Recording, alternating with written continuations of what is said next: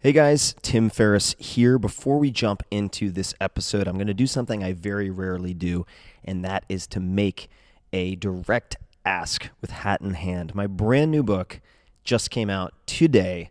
It is called Tribe of Mentors, subtitle Short Life Advice from the Best in the World. If you like the podcast, you will love this book. I reached out to 130 people who are the best at what they do in sports, investing, business, acting, directing, you name it, we got it. Cryptocurrency, done. And it turned out better than I ever could have expected. Many of my friends think of all my books, it is the easiest to read, the easiest to use. So check it out. Please take a look. I put out so much free material. The podcast is free. The 700 plus blog posts are free. Every once in a while, I put out something like this, and it's not that expensive. So please take a look, tribeofmentors.com. And it does make a great holiday gift or gift for others. There's something for everybody in here. It is really a choose-your-own-adventure guide, a buffet of options for improving your life, both in business and in the personal sphere. So take a look. I appreciate you taking a look. tribeofmentors.com or anywhere that books are sold. Optimal minimal. At this altitude, I can run flat out for a half mile before my hands start shaking. Can I ask you a personal question? Now would seem an appropriate time. What if I did the opposite? I'm a cybernetic organism, living tissue over metal endoskeleton. Tim Ferriss Show. This episode is brought to you by ZipRecruiter. You may have heard them everywhere. They're growing like crazy. They're an innovative platform for doing several things, but especially improving the hiring process, making it slick and elegant and easy.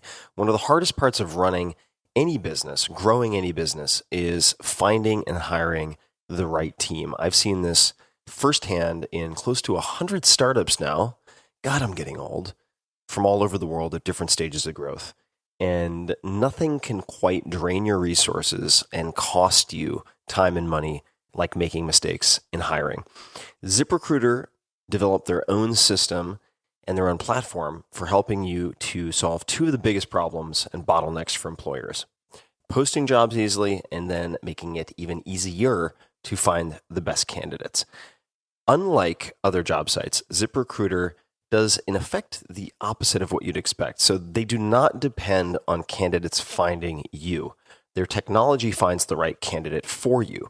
And in fact, more than 80% of the jobs posted on ZipRecruiter return a qualified candidate based on your criteria that you select in just 24 hours. So no more juggling email, reviewing hundreds of unqualified candidates. I've been there, done that. Don't recommend it. Or dealing with calls to the office, etc. None of that. Simply screen, rate, and manage your candidates all in one place on ZipRecruiter's dashboard. And as a listener of the Tim Ferriss Show, thanks for that, ZipRecruiter wants to allow you to start posting jobs and trying their services for free. So if you're thinking of hiring somebody, you need to find an executive assistant, you need to find a developer, whatever it might be. Try it out. Just visit ziprecruiter.com/Tim. And you can experience just how ZipRecruiter has been used by businesses of all different sizes to find the most qualified job candidates. Again, that's ziprecruiter.com/Tim. Check it out. Give it a spin. This episode is brought to you by Helix Sleep. I recently moved into a new home, and when I needed beds, where did I go? I went to Helix, and I paid for them with my own monies. I tried all sorts of mattresses. Some of you saw me soliciting feedback and ideas on social media. I tested a ton, and I ended up on Helix. They offer mattresses personalized to your preferences and sleeping style without costing thousands of dollars. So check it out, helixsleep.com/Tim, and you can take their very simple 2 to 3 minute sleep quiz to get started. That's a diagnostic. And they can build your mattress from there and ensure that it is something you will absolutely love. The quiz helps determine the type of mattress that is best for you by asking all sorts of questions about your sleep behavior, such as if you tend to lie on your back, side, or stomach, as well as your body type. For couples, They can even personalize each side of the mattress. Their customer service is phenomenal. My assistant, my researcher, I had them all test Helix, and the customer service is really outstanding. The mattress arrives within a week, and the shipping is completely free. You can try the mattress then for 100 nights, and if you're not happy, they'll pick it up and offer a full refund. So check it out. To personalize your sleep experience, visit helixsleep.com/Tim, and you can get $50 off of your custom mattress. So check it out, helixsleep.com/Tim.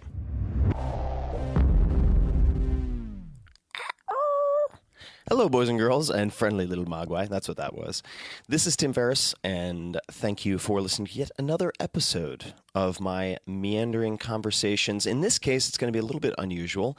Instead of the typical interview format where I ask other people many questions, including the 11 questions that I asked everyone, 130 plus world-class performers in the book Tribe of Mentors. Check it out, tribeofmentors.com. Instead of that, I am going to do what thousands of you have asked me to do, and that is answer those very same 11 questions, which have been refined over many hundreds of interviews, and I hope my answers don't disappoint. These were all recorded in the capital of weird, Austin, Texas, which I think is appropriate. So I hope you enjoy this solo episode and that you glean something from the chaotic, unplanned experience that has been my life. And as always, thank you for listening. So in the last 5 years, what beliefs, behaviors, or habits have most positively impacted my life? A few come to mind. The first came after my good friend Matt Mullenweg, very impressive guy, considered the lead developer of WordPress, which now powers 30+% of the entire internet, also runs a company that happens to be worth more than $1 billion. He recommended that I read an article called The Tail End by Tim Urban on a blog called Wait But Why. And it makes the point very clearly, also with visuals, that, and I'm going to paraphrase this, by the time you leave for college, or by the time you graduate from high school, you've spent more than 80% of the total number of hours you will ever spend with your parents before they die. Right? Let's think about that. I encourage you to read it, but that led me to make the decision to take my parents, and when possible, my brother, he has a real job, on a trip every 6 months. So for the last few years, I've sat down with my parents or my brother or one of my parents to think up a dream location. Where could I take them? Where haven't they been? So could I take my mom to Paris? She's never been to Paris. I've never spent time in Paris, really. So I took my family to Paris. And so basically every December or January, around the holidays, and then again around June or July, I try to take my entire family on a trip somewhere. And for those people watching this or hearing this, it doesn't have to be fancy. In my case, though, I'm thinking about any place that could be really fun. It could be just a national park somewhere in the U.S., right? Going to Zion. And that has made our relationships better than they have ever been, right? And I'm 40 now. And in the last 2 years, I just feel our bonding ability, our care for one another, our love for one another has just gone through the roof. And it's really made me appreciate the finite time that we have left, that we all have left, but especially with my parents. And that's just been a really joyful discovery. So thanks, Matt. The next one that comes to mind is a belief, and this is a very recent one. I always viewed positive self-talk and being nice to myself as self-indulgent and optional. I preferred to just view myself as an instrument for competing, doing well, achieving. And after reading books like Radical Acceptance, for instance, by Tara Brach, which is spectacular, and realizing how much of the things that I want to work on or fix can be traced back to negative self-talk and critical self-talk, the belief that if you want to love others fully, you have to love yourself. Period, full stop, end of story. You can't berate yourself constantly and think that you can fully express love to other people. I just don't think it's possible. So that's the belief, that in order to love others fully, you have to love yourself, which, believe me, as someone who's tried to be the Terminator his whole life, on some level, pains me to admit, but I think it's true. And last, I would say two things. Number one, and do not explore this without professional, legal, and medical advice, but is looking into and supporting research related to psychedelic research. And if you want to hear a bit more about that or read a bit more about that, you can listen to my podcast episodes with James Fadiman, Fadiman, or Dan Engle, Engle. Closely related to that, although you might not think, is meditating on a daily basis. I went through a huge burnout period right after the 4 Hour Chef, and two people who are world-class performers. Chase Jarvis, incredibly successful photographer, also startup CEO, has really killed it in many, many fields. And then Rick Rubin, perhaps the most legendary music producer of all time, both said, in effect, dude, have you ever thought about trying transcendental meditation? And I had a lot of pushback. I was like, it seems culty, and they charge you to give you a mantra. Are you kidding? I'm not going to do it. And they said, what do you have to lose? Seems like you have no downside here because you're sort of at red line. And I did it, and it doesn't have to be transcendental meditation, but meditating 20 minutes, certainly first thing in the morning, and then when possible before dinner at some point, has completely changed my life in terms of being able to capitalize on that gap, that small gap between event or stimulus and my response. And that little gap is your life. That little gap is reality. So being able to widen that gap just enough so that I can choose my response instead of being completely reactive has been huge. So those are a few things that have dramatically changed my life in the last 5 years. So purchases of less than $100 that have most improved my life in recent memory, because there are many purchases of less than $100. There are a few right off the bat. Number one is this hat. This is the Sitka Dakota Beanie, and it's camo, just so people don't see your head when you're walking around. You look like the Headless Horseman in your turquoise shirt. But extremely comfortable hat that for whatever reason, and I can't properly explain this, I can wear, say, in warmer temperatures, like 60, just because I don't have much coverage. I can also wear it sub-freezing, and it works in both environments. I first got exposed to this. Sitka is a hunting brand. It's kind of like the Lululemon, the most comfortable clothing in the hunting world, really high quality gear when I was in Colorado. And I travel with this everywhere. I also use it as a man purse. So I'll stick, say, a piece of recording equipment into this hat to protect it because it's semi-padded. So this travels with me constantly. That's number one. Might as well show you this, number two, which is spray zinc. This is TheraZinc spray, which is zinc gluconate. And I use this for immune support. So this travels in the side of my backpack. And I will spray like Banaka. I'll put 5 or 6 sprays around the mouth. And I'll do this 2 or 3 times probably per day when I'm traveling. And I've found it, as it appears at least to me, to make a substantial difference. If there are a lot of people getting sick and continuing to get sick, coughing and so on a trip or on a plane, this helps me not to succumb. So this is always with me. The next one that is always with me, and all these items travel with me 24/7 effectively. They live in my backpack. This is the Rubs device. And no, it is not a massage parlor with black windows. It is what looks like a golf ball, and it has these little nubs on it. It was gifted to me. This is very, very cheap. It's like $6. Gifted to me by Amelia Boons. Thank you, Amelia, who is a 4-time world champion in obstacle course racing. And you roll out your feet or your hands or your forearms, in my case, with this device, and it is incredible how much it relieves pain throughout the body if you just roll out your feet properly, which is something I picked up not only from Amelia Boone, but from Ed Cohn, who's the most successful legendary powerlifter in the history of the world. I think he deadlifted 901 pounds at 220 or something insane like that. And a lot of back pain, leg pain in my experience, goes away when you just rub out your feet. So if I land at a hotel or when I wake up after a bunch of travel, I use this on the feet. Next up, we have this device.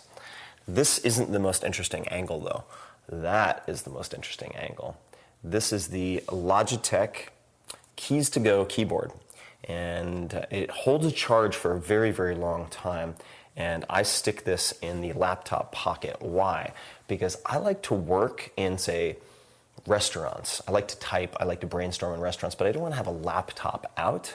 Or if my laptop has a problem and I can't use it, I still want to be able to type and not poke at my iPhone screen. So I will take my iPhone, lean it against, say, a glass of iced tea or wine or whatever, and then I will pair it to this keyboard and I can type an entire chapter out. It's really cool. And people don't even notice necessarily that I'm working. They just think I'm a crackhead staring at my iced tea for 2 hours straight.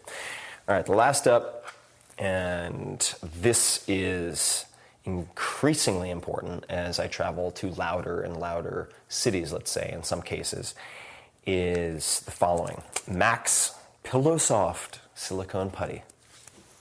And this is what it looks like.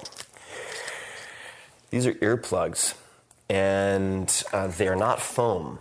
And what this allows you to do is sleep very, very, very well. And that includes laying on your side. So what happens if you, say, roll up foam earplugs, stick in the ear, and then you lay on your side? You feel like you have a Nerf ice pick being jabbed into your eardrum, which is not very comfortable. And I find these two also dampen sound more effectively than foam, typically. Fantastic. So those are a handful of the purchases, less than $100, that have most impacted my life and continue to. They travel with me 24/7. All right, so what would I put on a billboard? If I could put one message on a billboard to get to millions or billions of people, it would be, you are the average of the 5 people you associate with most, which also happens to be probably the best advice that I received between the ages of 10 and, say, 15. I remember that a mentor at the time, who I think was borrowing from Jim Rohn, R-O-H-N, who happens to be the mentor of Tony Robbins, long story, but he left a message on my answering machine with tapes. Remember those, kids?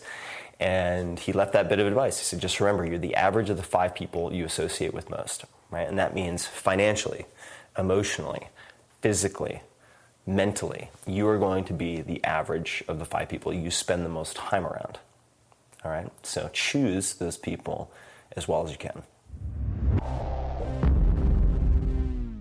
What do I do when I feel unfocused or overwhelmed? There are a few things. First, I have a short checklist. Am I eating enough? All right, so it's very fashionable with intermittent fasting to skip breakfast, skip that meal, skip another meal. For myself, I've realized unless I am in ketosis, unless I am on a ketogenic diet or fasting or have ketones in my blood, which is an alternate fuel to glucose, I need to eat.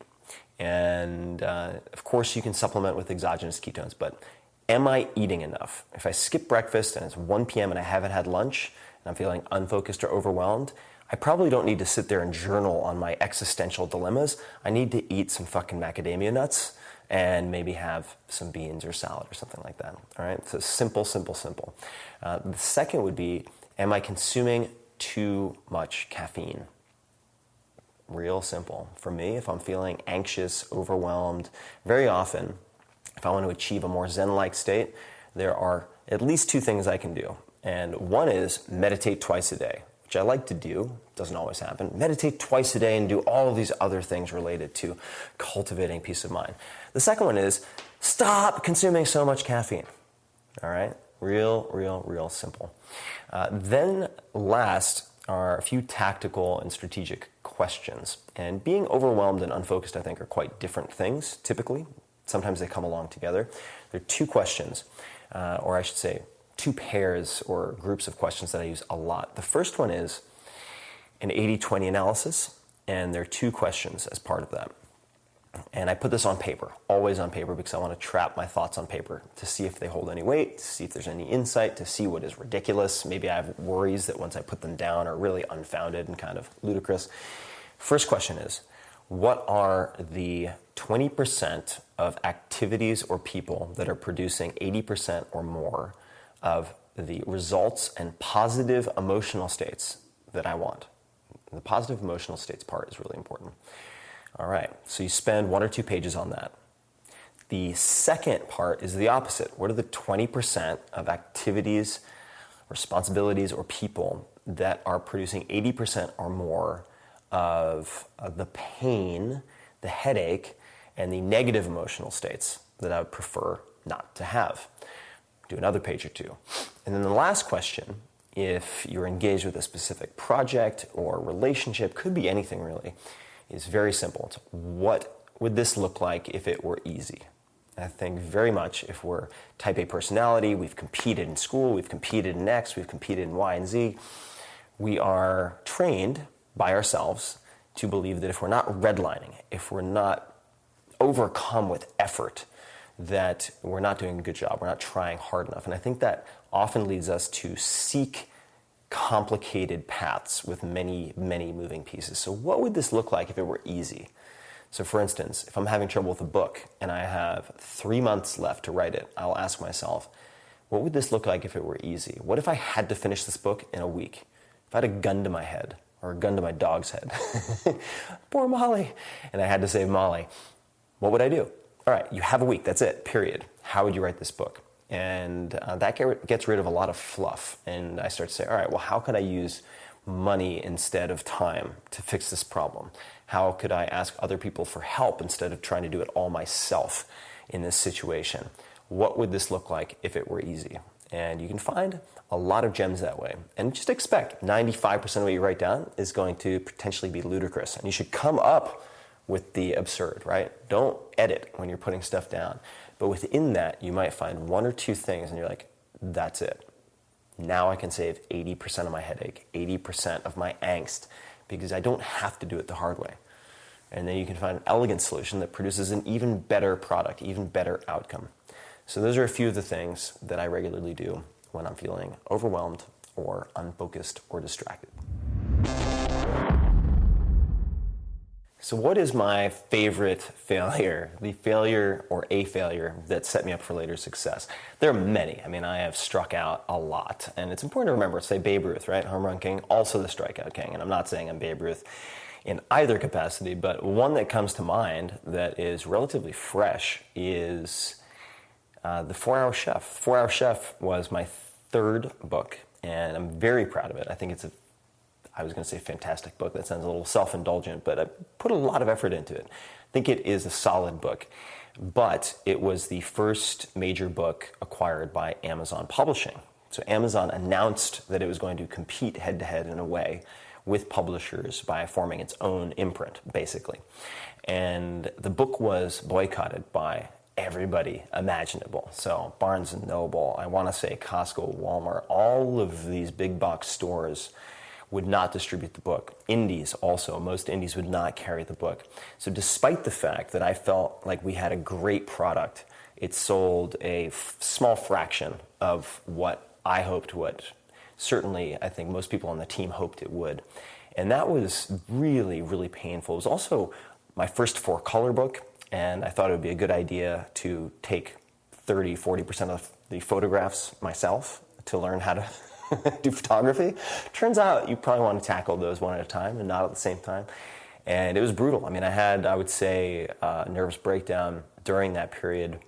My relationship suffered. I wasn't getting enough sleep. I was using stimulants to keep awake. It was a bad time for a lot of reasons. And I was burned out. So after that, I was completely depleted. And I decided in the process of promoting the 4-Hour Chef, because I had done a handful of podcasts, like Joe Rogan podcast, Mark Maron, which is WTF, Nerdist, Chris Hardwick, and so on, and I really enjoyed them. I could be myself. What if I just took a break? No more books. I'm going to stop books, and I will do 6 episodes of a podcast where I'm asking the questions, because it would allow me to develop skills and relationships that would transcend that. So I'd get better at asking questions, I'd get better at fixing verbal tics, and that could be applied to later projects, later books, but never really thought much of it. So I proceed to do the podcast pretty quick and dirty. First episode, get sloppily drunk, with Kevin Rose, my close friend. It's an embarrassing first episode, and ended up falling in love with it. And now the podcast generates 10 times, I would say, the annual revenue of all of my books combined. I still love doing it. I've done more than 300 episodes, has more than 200 million downloads. And the vast majority of people who know me, that is, as say fans or consumers of anything I do, mention the podcast. If they see me in the street, see me in a coffee shop, they mention a specific episode of the podcast, they don't even mention the books, and that's totally fine with me. So I would say that set me up for a lot of what I'm doing now. Couldn't be happier. So thanks for that failure, universe. So books I have gifted the most to other people, there are many. The first that comes to mind is any collection of the letters from a Stoic, or more commonly known in academic circles as the Moral Letters to Lucilius by Seneca. So I actually gave away these for free because they're in the public domain with illustrations and so on as the Tao of Seneca, because I've given away hundreds and thousands of copies. It really teaches you what I consider perhaps the ultimate operating system for thriving in high-stress environments, at least one of them. Then I would say also, because I read nothing but nonfiction for more than a decade, I really like to gift people I know, type A, driven people, fiction, because I think many of the principles and truths contained in stories are better absorbed through fiction. Zorba the Greek specifically stands out, which chronicles the adventures of this very brainy, very analytical person, which I see as more myself, who makes all manner of mistakes in life because of that, and then this freewheeling, crazy person, Zorba the Greek. So I highly, highly recommend that book. And then also, there's a book called Stranger in a Strange Land by Robert Heinlein, which is incredible. And if you've ever wondered where the word grok, oh, I grok that, I don't grok that, where that came from, it's commonly used in tech circles, came from that book. And it's about a Martian developing as a human being on Earth. It's a spectacular, spectacular book. And I would say last, but certainly not least, would be Surely, I think it is Surely You're Joking, Mr. Feynman. Along those lines, you'll find it.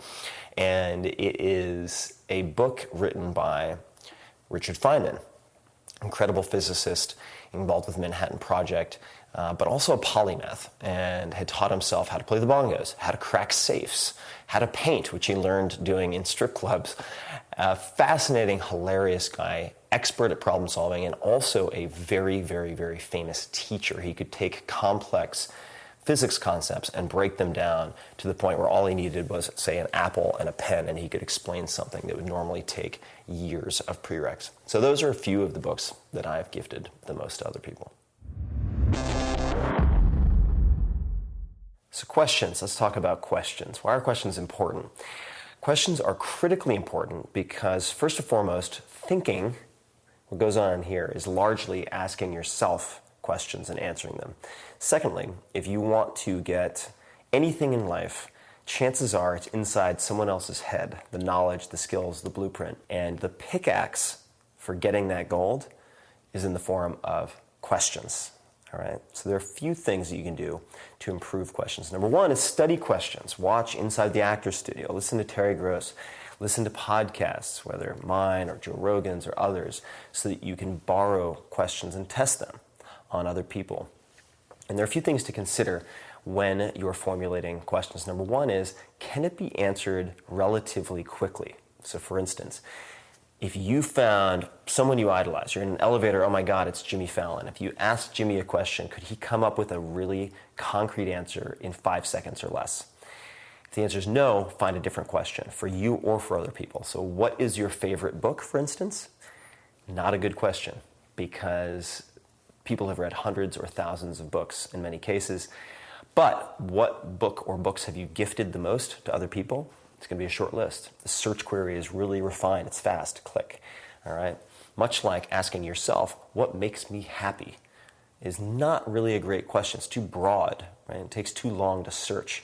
But let's just say, what makes me feel most relieved after work when I get home, or what activities, which people All right, now we're more refined. You can answer it much more quickly and it's more actionable.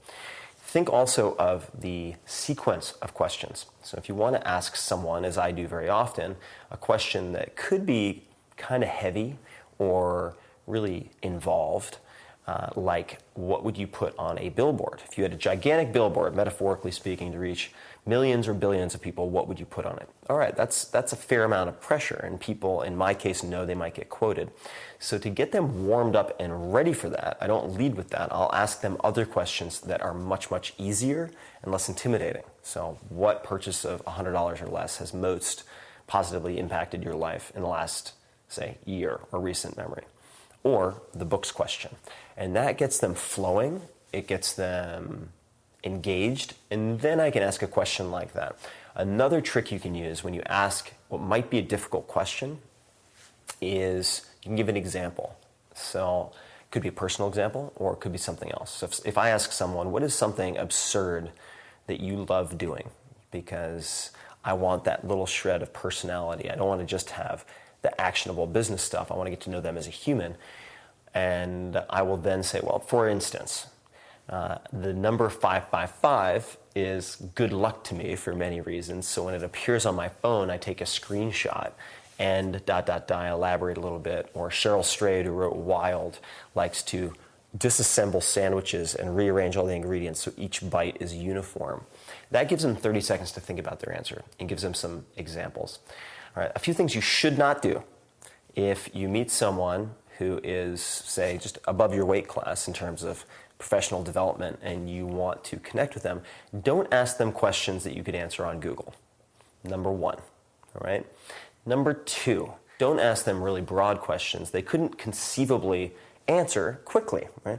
What should I do? What advice would you give me for succeeding? These are not good terms. If you can't define success in, say, 10 words or less, get rid of it. Lose it from the question, all right? And I would encourage you to strive to be interested in the form of good questions if you seek to be perceived as interesting. Stop talking, start thinking about questions, and then stop and listen. One of the commonalities, one of the patterns that you spot really quickly if you interview hundreds of world-class performers, and I just interviewed 130 or so for my new book, Tribe of Mentors, is the fact that they have consistent morning routines. They have some type of recipe, a boot-up sequence that they use to win the day in some fashion. And it ranges from, for instance, mindfulness, and that could be mindfulness meditation, where you find, say, Evan Williams, who is well known for Blogger, Twitter, also Medium, who spends time every morning, as I do, with some type of meditative practice. Could be insight, it could be transcendental meditation. You could use an app like Headspace, which I think is a great place to start.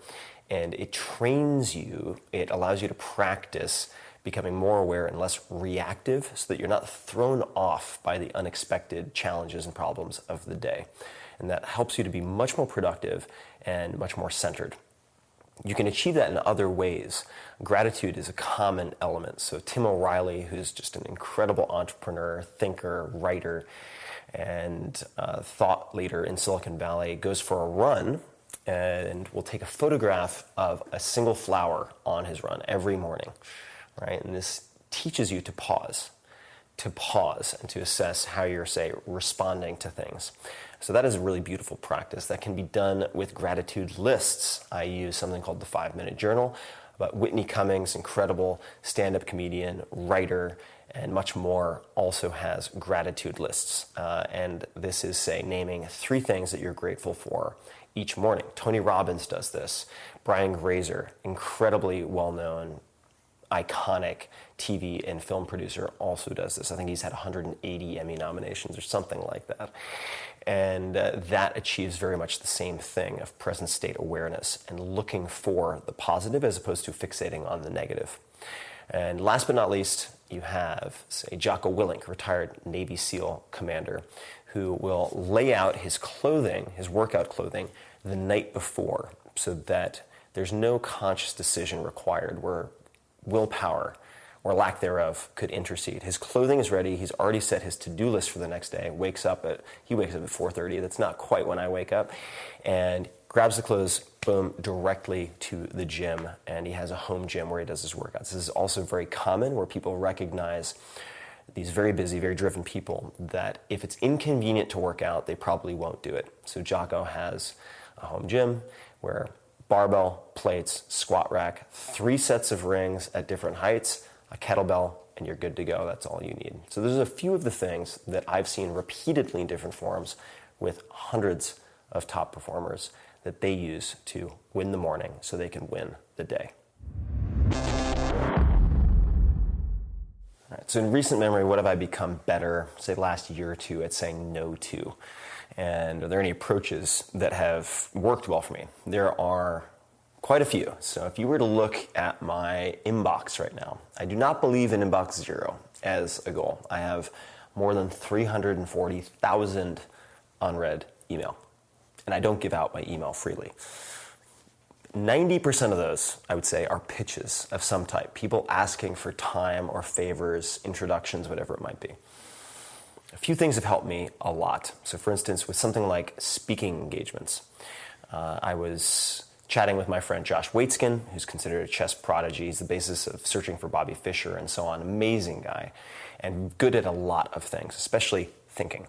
And his rule was, instead of getting stuck in the middle, negotiating for different fees and travel and this, that, and the other thing, he only does, and actually right now he does 0, which is the best policy perhaps for a lot of things. He does either free for causes, groups he believes in, and then full retail. That's it. Non-negotiable, this is my price list. There is no discount in any case. That's it. Also for speaking, I remember chatting with someone I won't name, but very well known, and they said, the further away from my house it is, the more it costs. That's it. And so they have prices. They live on the East Coast. They said if it's down the street in New York City, it's X. If it is in the same state, but requires more than an hour, it's Y. If it's in the US domestically outside of that, and so on and so forth. International, they almost never do, but then there's a set price. No negotiating. And speaking engagement could be almost anything, right? One that I've learned recently, which has been fantastic, which is actually in my newest book, Tribe of Mentors, is from Kyle Maynard. And you can look him up separately, but amazing guy. And he learned from a CEO who used this framework for hiring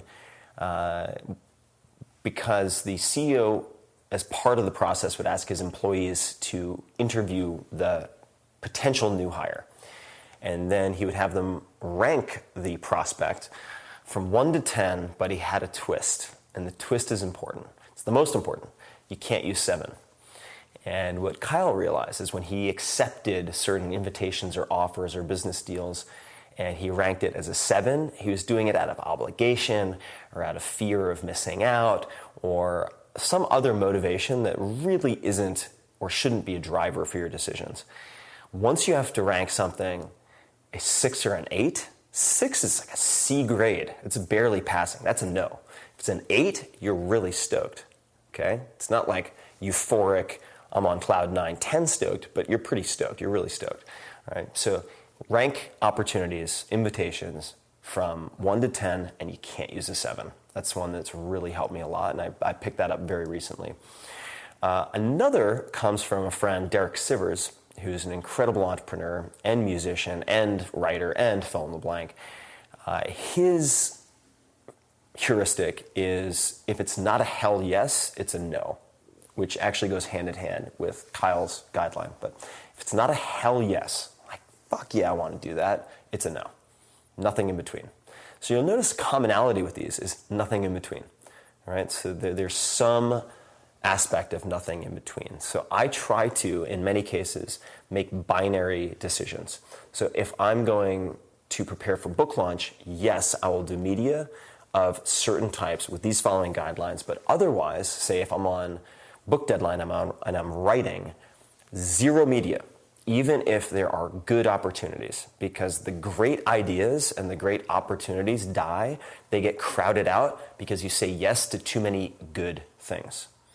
right? Reasonably competent people don't lose, so to speak, in various aspects of their lives because they pursue a lot of bad ideas. It's because they say yes to too many kind of cool, good things, and then they don't have space for the once every 6 months or once every year opportunities that come along. They're like, oh my God, that is exactly what I want to do. But it's too late because their calendar's full. All right, so whenever possible, try to say no across the board to certain categories of things. So for me, that would be interviews, say, speaking engagements, or coffee meetings, any type of in-person meeting. And I learned from a very famous billionaire investor indirectly because I was turned down for a meeting. I know him quite well, and I said, hey, you want to get together, have lunch? I had a couple of questions about X, Y, and Z, and he said, I'd love to. Unfortunately, I am on a no meeting diet, and I'm doing everything via email and only when absolutely necessary phone, but I'm doing no meetings whatsoever for the next 6 months because I realized it was just too disruptive and I wasn't able to focus on my projects. So I will very routinely go on no meeting diets, no conference call diets, no fill-in-the-blank diets. And people are incredibly understanding for the most part. And if someone isn't understanding, that also tells you something very valuable, that they are highly sensitive, reactive, perhaps you shouldn't associate with them at all. If they can't understand that, which is very non-personal. So those are a few of the things that have helped me to get better at saying no, which historically I'm actually not very good at. I like to please people. I like to be liked. But I've become much, much better, and it's by having rules. It's by having policies. And realizing that if you follow that policy and you're afraid of missing all these opportunities, you can test it for a month and then look back at what you missed. A month, you can do almost anything for a month. And then you can assess. And 99 times out of 100, you're going to realize nothing catastrophic happened. In fact, nothing bad happened, and look at all these good things. Look at all these fun things. Look at all these really high impact things that I was able to do. Hope that helps. Learn to say no. So what is one of the most worthwhile investments I've ever made of energy, time, whatever it might be? I would have to say creating my own real-world MBA. And for that, some context. Way back in the day, I was pining after going to Stanford GSB, Graduate School of Business, because I really wanted to go there undergraduate. I ended up not going. And then I thought, wait, but I can get back to the pine trees and the beautiful terracotta buildings for business school. And it also would be a nice 2-year vacation that looks good on a resume. I went through the process of applying twice. I went through everything, and it always ended at the tour of classes because I would find 1 or 2 classes I loved. There was one, I think it was called Inside Venture Capital with Peter Wendell, which was fantastic. But then there were all of these theoretically heavy, abstract, conceptual classes that were really uninspiring to me. And I just felt demoralized, didn't know what to do. So what I decided at the time, because I was also having lunches with someone named Mike Maples Jr., who's a spectacular investor, and he would ask me for PR or launch marketing advice related to his startups. And I would ask him then about deal structure, why he chose one startup instead of another. And ultimately I decided, wait a minute, why don't I take what I would have spent on business school, which is $120,000 at the time, like $60,000 a year, so $120K over 2 years, and just create the Tim Ferriss fund, in quotation marks, which would be my real-world MBA. And I would ask Mike if I could invest alongside him, just small amounts of money. The assumption, this is the most important part, being that I would lose the $120K. It's a sunk cost, right? In the same way that tuition, it's gone. Once you pay, it's gone. And you hope that at business school or in my real-world MBA, the skills I would develop, all of the things I would learn, the people I would meet, the network that I would build would be worth more than that $120K over time.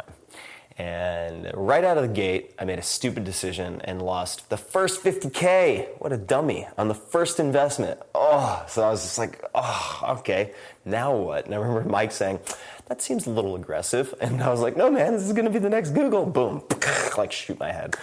And complete like Walking Dead immediately. And I continued then to refine things. And ultimately, that led to early stage investments in Facebook, Twitter, Uber, Alibaba. You go down the list, the 50 plus companies over the next 10 years following that, because I ended up enjoying it and it worked out. By far the biggest financial wins of my life, probably forever, quite frankly, have come from the initial experiment of doing a real world MBA where I expected to lose all the money I put in, 120K over 2 years. And that just blows my mind. So that was the best investment I've ever made. And you can mimic it in other smaller ways, whether you want to or dream of being a novelist or dream of being an A, B, C, D, or E. You can create that type of real world education. All right. Should you write a book? Should someone or anyone write a book? I get asked questions about launching books all the time. How can I make my book a bestseller? Have you written a book? No, I'm going to write a book. Have you written any books before? No. Why are you writing a book? And we get into this conversation. And ultimately, I ask one question, and that is, for the period of a year, can you make this your number one priority? For a period of at least a year, can this be your number one? If you have a company, that means your business is number two. If you have a family, that means your family is number two. Can this be your number one priority for a year? That's the general litmus test, because if you put out a mediocre book, or even a good book, a good enough book, which by the way equals shitty, as Brian Grazer, legendary film and TV producer, would say, it's more of a liability than a help. Okay? So a mediocre book is more of a liability than no book at all. You can't take it back. So, as Michael Gerber told me, who wrote the E-Myth Revisited, which is a book that had a huge impact on me, before I launched the 4-Hour Workweek, he said, if you're going to write a book, write a fucking book. Meaning, like, you're all in. All of your chips are into this book. So how did I know that I should do the 4-Hour Workweek, right? Was it that obvious? Was it clear? Was I dying to be a writer? Which, by the way, I don't think is a necessary checkbox. You don't have to write the book yourself necessarily. Open by Andre Agassi, by the way, Andre Agassi, was ghostwritten, but it was a collaboration that took a long time and a lot of Andre's time. Beautifully written, but nonetheless required a lot of focus from him. So you can have a collaborator, but my, I suppose, hurdle was, it was easier for me to get it out of my head than it was for me to live with it in my head. All right? It was less painful to put it down than to have it ricocheting inside my head. And I had all these experiences from 2004 to, say, end of 2005, where I was restructuring and reformulating my entire business to run without me, traveling the world for 18 months without any set schedule, meeting all these case studies. And I was teaching a class at Princeton twice a year, sometimes in person, sometimes remotely, in high-tech entrepreneurship, where I was sharing my findings about scaling a bootstrapped business. And that slowly morphed into lifestyle design, how to create a business or career to allow you to take advantage of the most valuable non-renewable resource, which is time. So I'm already giving these 2 to 3 hour classes, and I would take notes. And over time, because one of the students said, why don't you just write a book and be done with it, as opposed to teaching a class of 40 students, which was actually a snarky Princeton student response. It wasn't a real suggestion, I don't think. Nonetheless, I had insomnia for many, many, many, many years, and I couldn't get to sleep because these chapter ideas would come. These stories would come to mind, and I just couldn't get to sleep without jotting down a little note on a piece of paper. And I ended up with a huge pile of paper on lessons learned and so on. And I knew that at least 2 of my friends, right, and there were 2 specific friends in mind, one who was trapped in a decent paying job where he had no time, disliked what he was doing, but he could finally afford that nice car, right? So he felt like he was trapped. And then I had a friend who had started his own company who similarly was making decent money but felt trapped in a monster of his own making. And I felt these notes would help them, okay? Did not want to write a book at that point. Actively did not want to write a book, all right? But I felt a moral obligation to share this material somehow, and a few of my friends who were authors recommended that I explore the path to publishing it. And I made a few assumptions going into it, because keep in mind, I did not want to write a book. I assumed it was going to be extremely difficult and brutal to write the book, which it was. I mean, we're talking repeated moments of doubt. I should throw in the towel. I am going to have a nervous breakdown repeatedly. Okay, that has more or less been the case for every book that I've written. I'm at 5 now. Okay.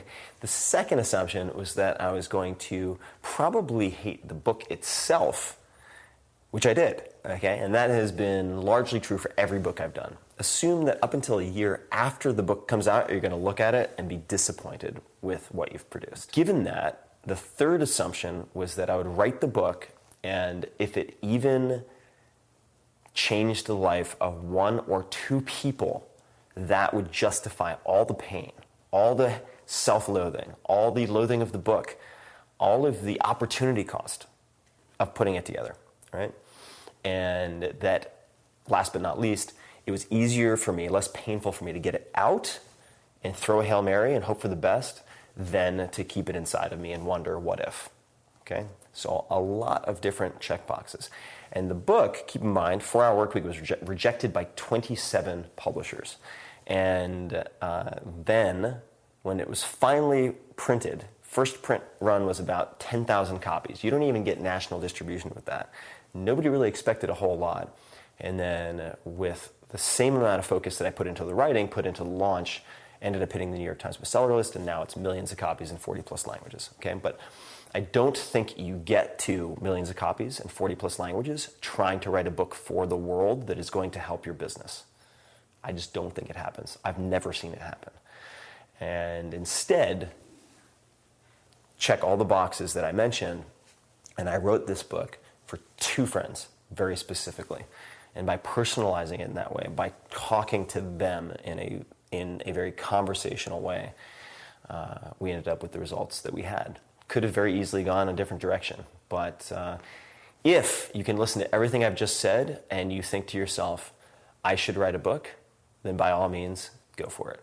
But for most people, this doesn't mean I am a great writer, therefore you need to be a great writer. No, I'm just saying it was less painful for me to put it out than to keep it in my head. All right, what are some unusual habits that I have or absurd things that I love?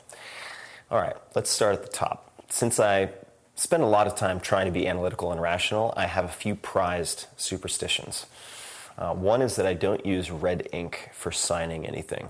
And I want to say I picked this up somewhere in Asia, but that could be completely made up. I don't use red ink for signing things, even a check at a restaurant. All right, the second would be I don't cheers with water. Pretty sure I picked that up from an Italian. No cheersing with water. So I'll actually fist bump other people at a table, which I did at a really fancy dinner 2 days ago, and people thought it was very odd.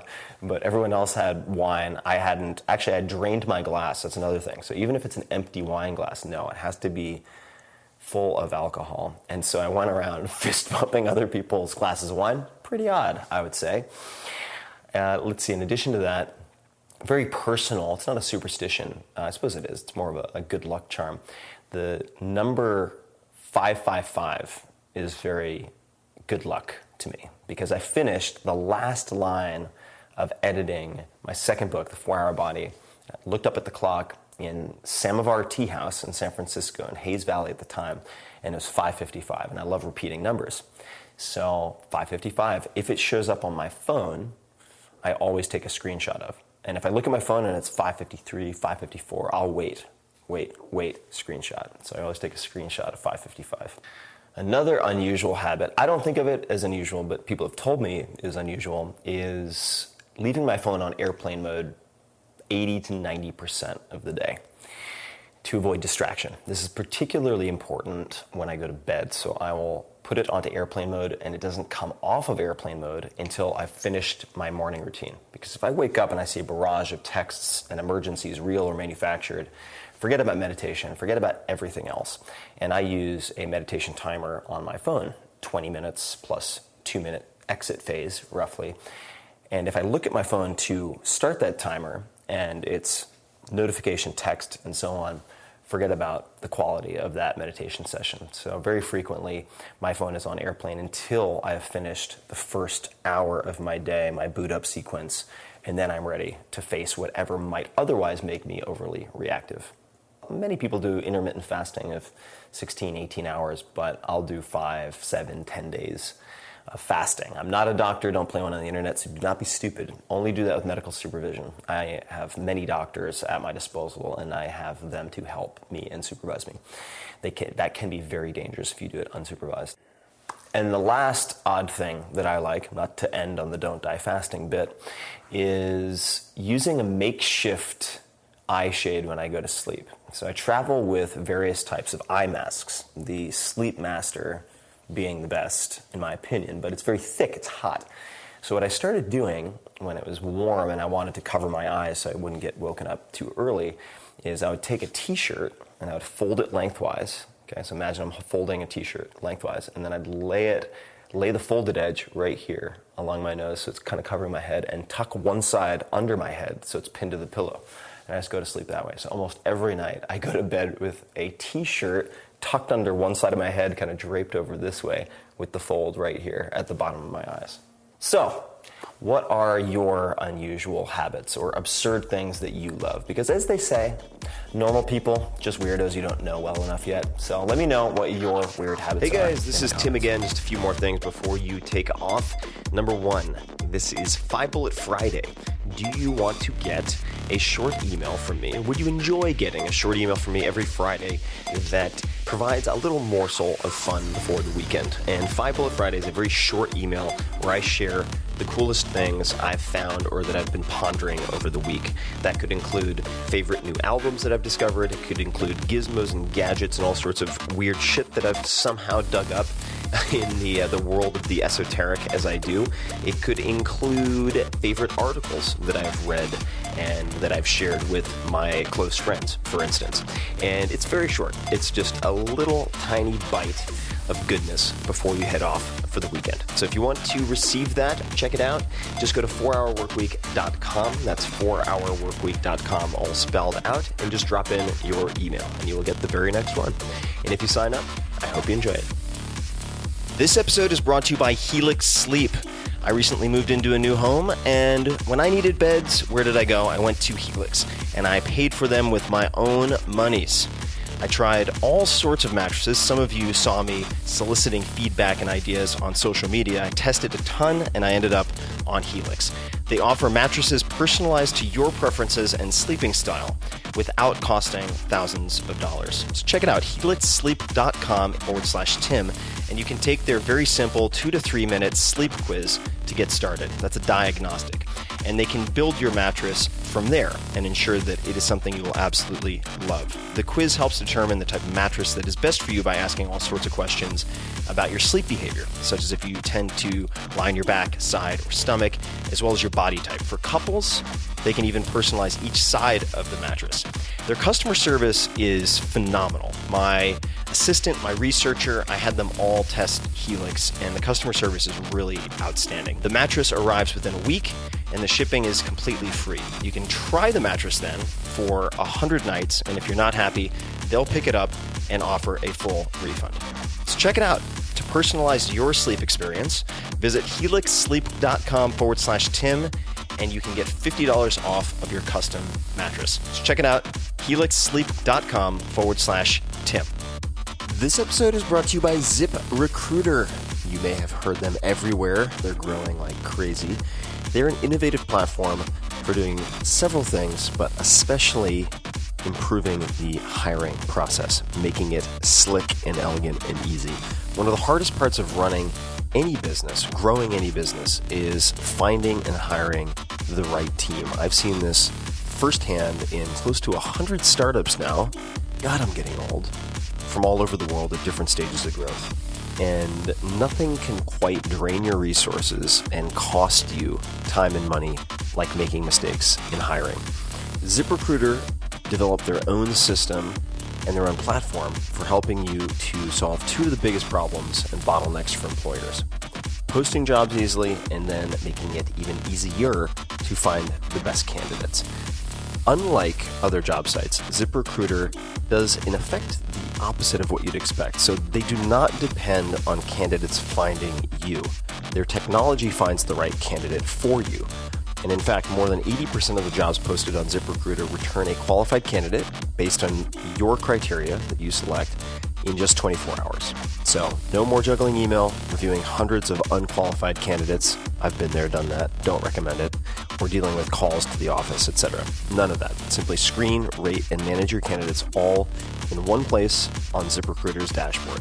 And as a listener of the Tim Ferriss Show, thanks for that, ZipRecruiter wants to allow you to start posting jobs and trying their services for free. So if you're thinking of hiring somebody, you need to find an executive assistant, you need to find a developer, whatever it might be. Try it out. Just visit ziprecruiter.com/Tim, and you can experience just how ZipRecruiter has been used by businesses of all different sizes to find the most qualified job candidates. Again, that's ziprecruiter.com/Tim. Check it out. Give it a spin.